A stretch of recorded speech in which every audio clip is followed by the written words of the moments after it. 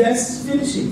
Then Abigail made haste and took 200 loaves, 2 skins of She wine. immediately, say with me immediately. Immediately.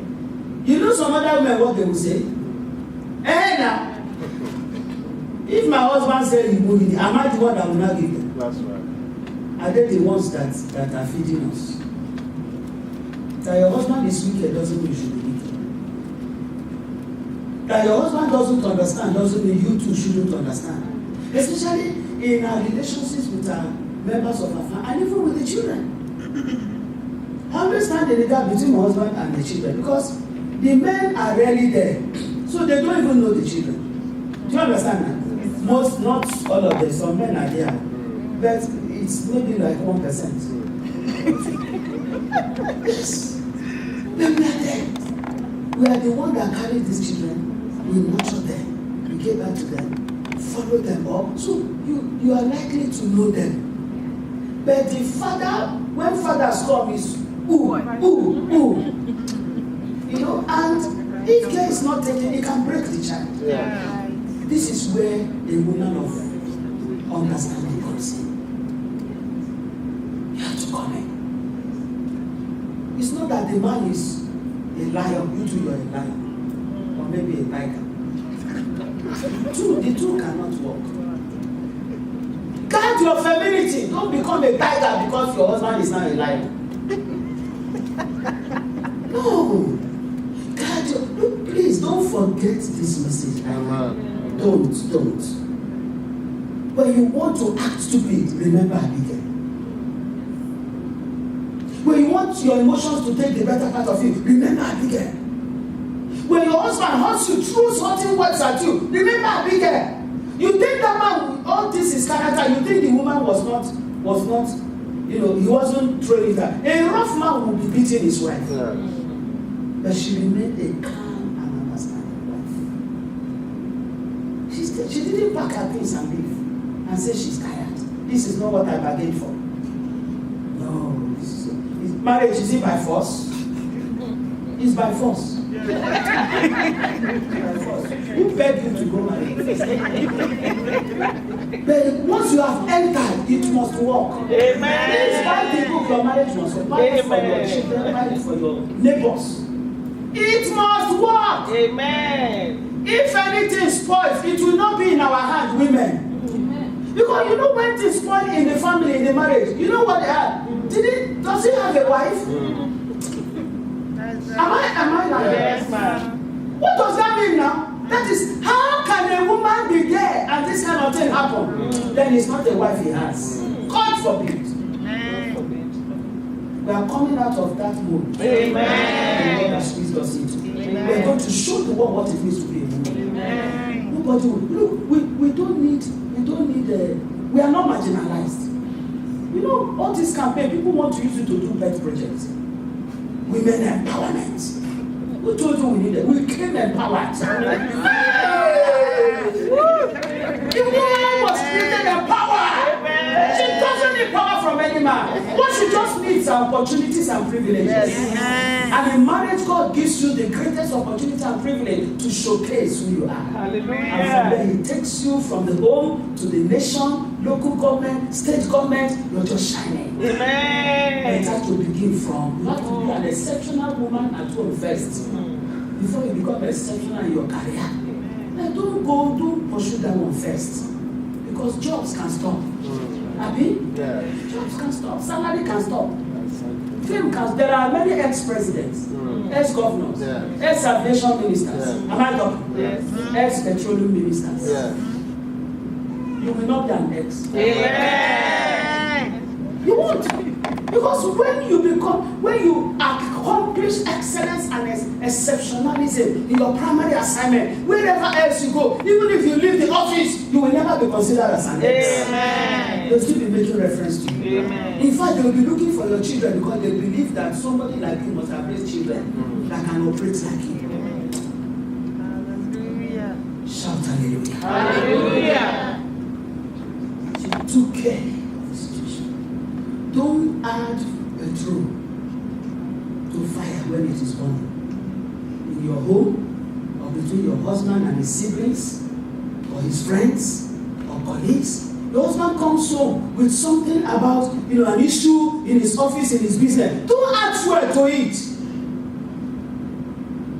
Even if he's very angry, calm him down and then help him to see the nitty-gritty.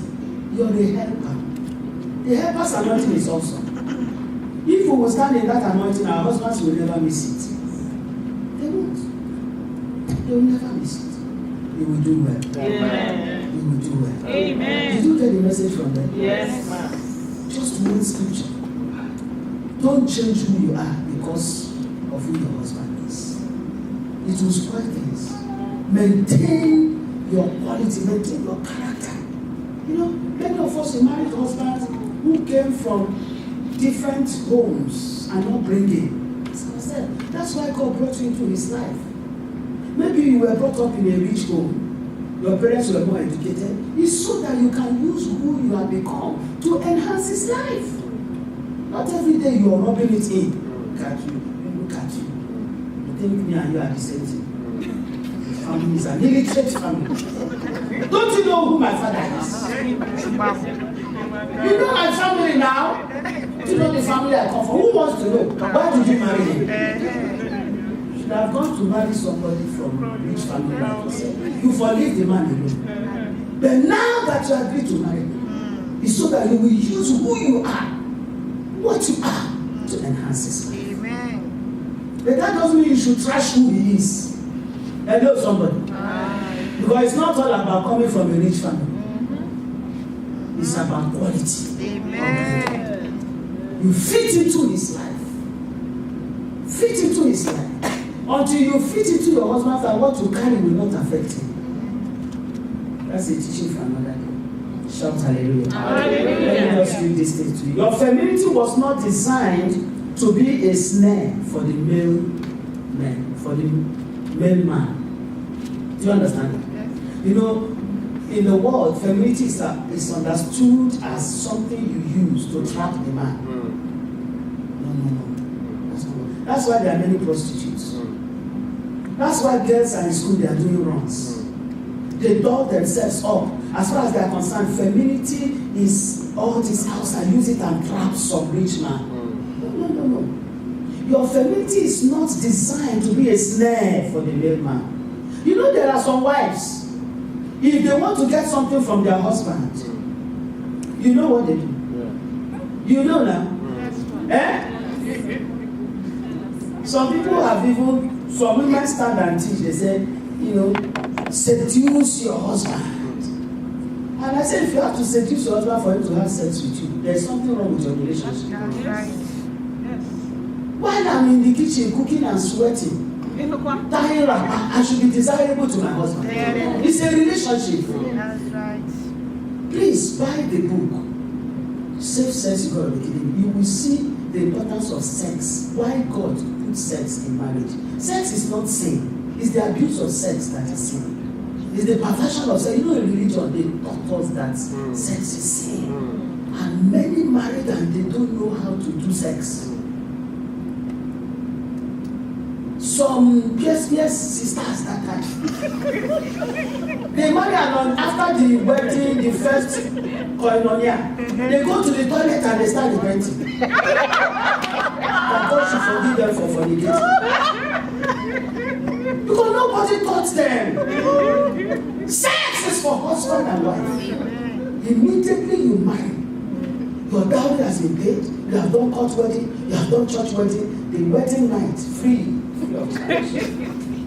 And from then onward, don't let the day die because it spices up the marriage. You need to read that book. And then in the other side now tells young people why they must not try it outside marriage, or they will destroy their destiny, like Samson did, like Amnon did, like Joseph did it. How can I do this evil thing and sin against my God? And he lives to fulfill his job. Buy it for your young children. Praise the Lord. Hallelujah. Do you know what I'm saying? Yes. Don't use sex to entice to manipulate your husband. Don't use sex as control. No. Our femininity is not to set trap for the male. Or maybe a friend of your husband visits and you just get funny. Start walking somehow. May God, don't let God catch you.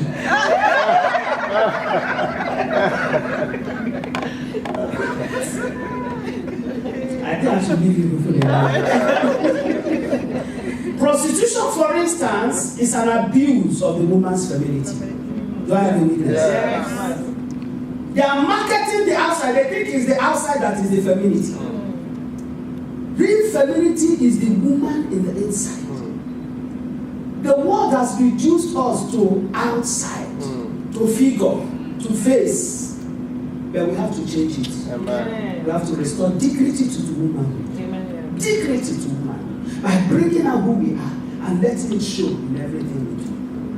What girls do with their bodies for adverts and music videos is an abuse of the woman's femininity. Yes. That's right. Yes. They want to advertise space, they must use a woman. Yeah. What is the connection between woman and babes? They want to reduce us to the outside. We are changing it. Amen. We are changing it.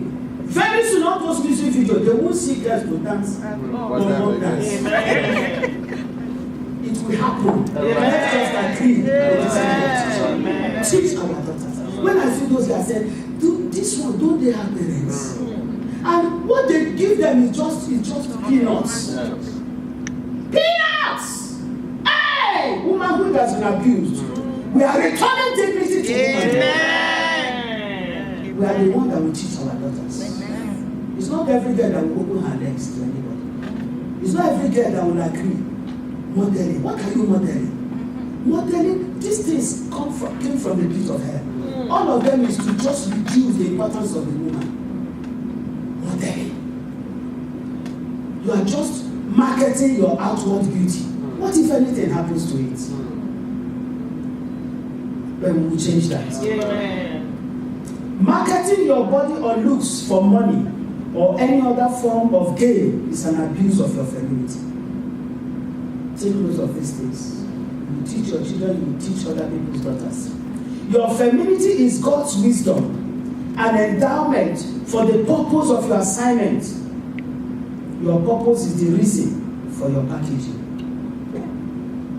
So, exploiting your femininity to achieve your personal goals and desires is pure fraud and a blatant abuse of your destiny. Shout hallelujah. Hallelujah.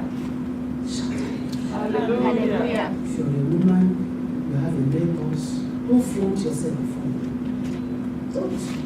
When you're dressing in the morning, looking at the mirror, be thinking your husband, don't be thinking your boss in the office. Do you get what I'm saying? Let your husband be the reason you're dressing the way you're dressing. And I tell you, when your wife dresses well, compliment her. Because if you don't, somebody will. And the next time she stands in front of the mirror, is that compliment she's remembering. So actually she's dressing for the person that complimented her. But if your husband has complimented and approves of you, any other person's compliment doesn't mean anything. Every man has to be sure that he's the one that his wife is dressing for. Otherwise, very soon it will lead to something else. Rise to your feet.